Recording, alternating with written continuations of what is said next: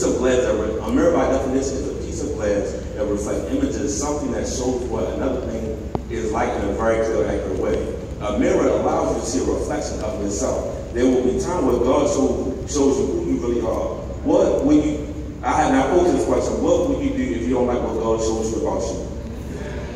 We ought to be a reflection of Jesus Christ. If someone saw you standing next to Jesus, could they see that you are one of his followers or disciples?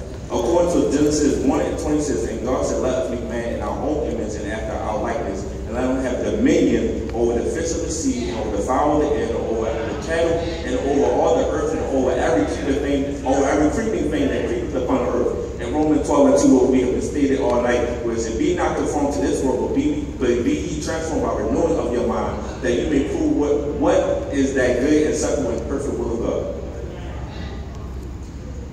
If I had to pick somebody from the Bible that considered a poster boy for transformation of the soul, that would be Jacob. As I studied and examined the life of Jacob, he was constantly going through something and certain events that led to a major transformation or configuration in his life. Isaac and Rebekah had two children, Esau and Jacob. Normally, one would expect the blessings of the covenant to be passed down to the firstborn, Esau. Esau was the oldest son, but God revealed to Rebekah that the older twin would serve the younger. And Esau himself despised his birthright. Esau showed no interest in God's covenant blessings. Consequently, Jacob, who did desire the spiritual blessings promised to Abraham, received the promises rather than Esau. As with Abraham and Isaac, the covenant required obedience to the faithful and continuance. At first, Jacob depended on his own ingenuity to survive and succeed. It was not until he finally obeyed the Lord's command and will to leave Haran and return to the promised land of Canaan, and more specifically to go to Bethel, that God renewed with him the covenant promise made to Abraham. Point number one, be patient and obedient in God's process and time. Jacob had always been in a power struggle or competition for position since birth. Genesis 25:22, and the children struggled together within her. And she said, if it be so, why am I thus? And she went to inquire of the Lord. Genesis 25:23, and the Lord said unto her, two nations are in thy womb, and two manner of people shall be separated from thy bowels. And the one people shall be stronger than the other people, and the elder shall serve the younger.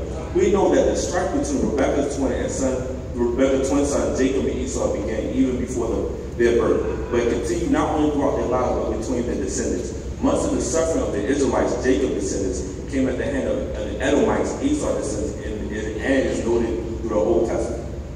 It was customary that the younger of two sons would serve the older. In this case, however, God reversed the pattern. This illustrates the principle that one's place in God's redemptive purpose is not determined by natural development, financial stability, physical ability, but by God's grace and will. God has the power to look past certain family members and choose you. Tell your neighbor, I wasn't just called, I was chosen. I wasn't just called, I was chosen. Number two, don't cheat yourself out of your blessing. In Genesis 25:31, Jacob said to Esau, tell me your birthright. In verse 32, Esau asked Jacob, well, what do you want to do with it? Then in verse 33, Jacob continued to ask for the birthright. Then Esau basically swore an oath, promised that Jacob could have his birthright. The birthright is an inheritance of the firstborn that consists of leadership and worship and headship of the family, a double portion of inheritance and a title to the covenant blessing that God promised to Abraham. Esau selling his birthright reveals how little value he placed on God's blessing and covenant promises. He foolishly chose to trade future long-range blessings to present momentary pleasure. Jacob, on the other hand, desired the spiritual blessings of the future, and from him came the 12 tribes of Israel. Why is the birthright so significant? Asking for the birthright before a parent dies is out of context and caution, because asking for the birthright or responsibility of the family means you're saying to your parents, by primarily your father, that you are dead to me. I want what belongs to me now. Why does it sound so familiar? Well, Luke 15:12 begins the story and parable of what we all know, the prodigal son, who asked for his wealth before his father died. Isn't that just like this? Isn't that just like my generation? We want things instantly. Tell you that, be patient because heaven heard your request. Be patient because heaven heard your request. Esau sold his birthright to Jacob. Jacob was now seeking to secure Isaac's final blessing, which would constitute an announcement of Jacob's possession of the birthright. Jacob's true meaning of his name was revealed to me, one who supplants, which means deceives. There's a quote that Esau will probably have said to himself at that moment: fool me once, shame on you. Fool me twice, shame on me. While God previously recognized Jacob to be the line of promise, he did not approve of Jacob's behavior. Even his own mother helped his brother Jacob steal his blessing from him. In Genesis 25 and 28, it was said that Isaac loved Esau and Rebekah loved Jacob. Even the parents had favoritism toward their sons. Aren't you glad that God doesn't have favoritism? In Genesis 27, 5-7, Rebekah and Jacob conspired to get Esau's blessing because Rebekah overheard the conversation of Isaac and Esau about preparing a meal so he can eat it before he blesses him and dies. I'm paraphrasing here. Genesis 27 and 11. Jacob was like, "Mine, Esau is hurry. I hardly have any hair on my arm." Verse 13, she said, "Don't worry about it. I got you." And in verse 16, she put skins of a goat on Jacob's arm and hands to pretend to be like Esau. You may deceive others, but you can't deceive God. How far will you go till you fake it till you make it? Be who God called you to be. In verse 22, his father said, "Your voice is Jacob, but you feel like Esau." So because his discernment was off, he blessed Jacob and asked if he was Esau. How many times have our discernment off about people? And we would see them as one thing, but the reality was different. Genesis chapter 3, right after Jacob left his father's presence, here comes Esau, who had the original orders of what his father told him. In verse 32, Isaac was like, "Well, who are you?"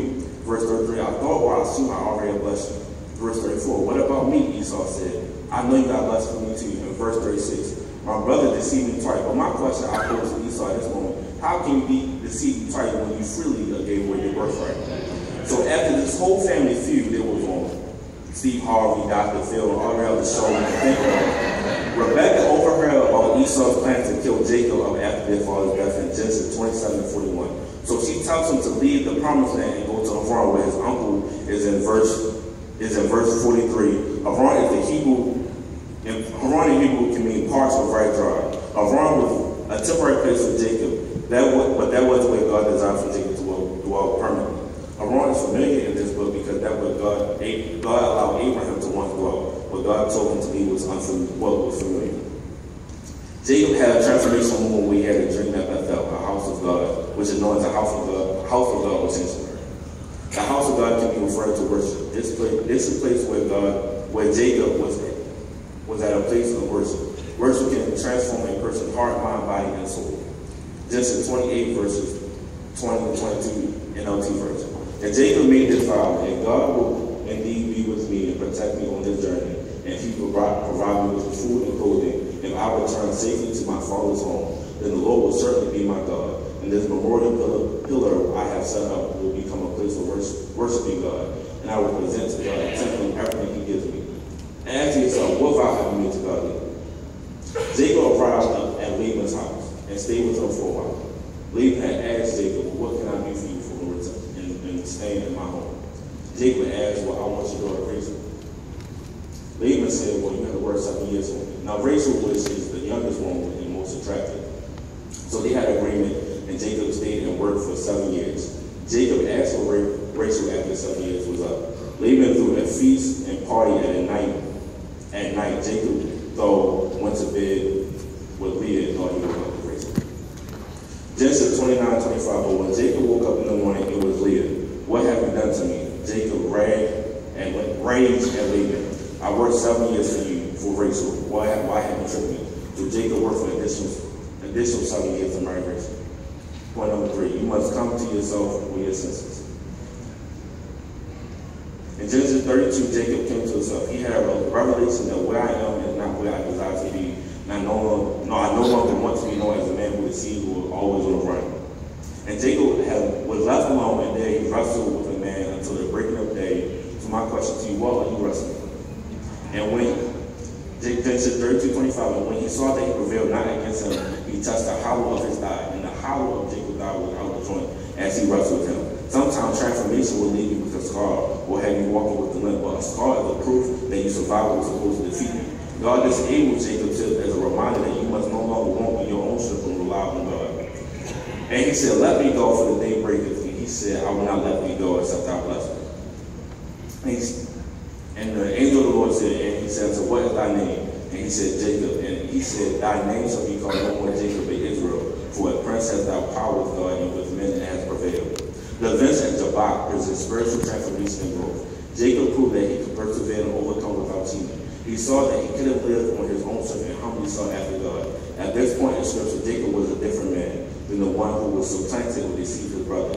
God gave him a new name, Israel, he who strived with God. Jacob's scheming bore terrible fruit throughout his life. He was banished from his home and never see his mother again. He was tricked by his uncle Laban repeatedly. Even a cheater got cheated. Jacob lived in fear of Esau for years. His dishonesty had also affected his children, who not only dealt with treacherously with the Shemites, but also deceived his own father regarding the alleged death of his favorite son Joseph. These results not only show God's disapproval, but the harvest of what sin can produce in one's life. Jacob ultimately repented of his conduct and finished his years as a transformed or changed man in spite of weakness. God chose to confirm the blessing of Abraham to him. I'm closing. If the life and story of Jacob wasn't enough transformation throughout the Bible, Noah was a drunk but built an ark. Abraham was too old, became the father of faith. Jacob was a liar, but he wrestled with God. Joseph was abused and scandalized, but he became second in command in Egypt. Moses stuttered, but led God's people to freedom. Gideon was afraid, but God called him a mighty warrior. Samson was a womanizer, but killed more Philistines in one day than his entire lifetime. Rahab was a prostitute, remembered as the woman who saved the spies. Jeremiah and Timothy were too young to preach, but preached anyhow. David had that fear, was a murderer, but he still was a man after God's own heart, who penned what we saw the prayer of repentance, Psalm 51. Elijah was suicidal, but called down fire from heaven. Jonah ran from God, but eventually surrendered his will. Naomi was a widow who was blessed by faith and close to Ruth. Job was bankrupt, but God allowed him to have double for his trouble. Peter denied Jesus Christ 3 times, but on the day of Pentecost, he was filled with the Holy Ghost and he preached salvation. The Samaritan woman was divorced more than once, but Jesus met her need. Paul was too religious, but after being converted to being a Christian and was once a murderer of Christians, but wrote half of the New Testament Bible. Lazarus was dead, and Jesus, whose sole purpose was to die for the sins of the world, freely gave himself to be crucified. But 3 days later, he rose up and